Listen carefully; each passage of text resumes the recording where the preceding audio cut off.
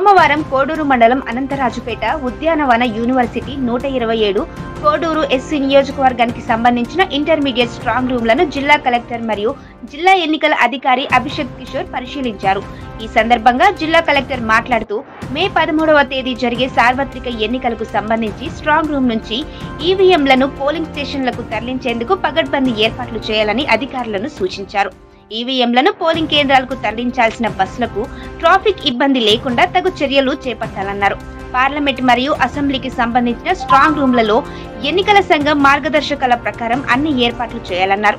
Polling అనంతరం strong రూమ్లకు తీసుకువచ్చిన ఈవీఎంలను ఎలాంటి ఇబ్బందులు తలెత్తకుండా తిరిగి వాటిని జిల్లా కేంద్రం రాయచోటి నందలి పర్మనెంట్ స్ట్రాంగ్ రూమ్ నకు తరలించేందుకు ముందస్తు జాగ్రత్తలు చేపట్టాలన్నారు.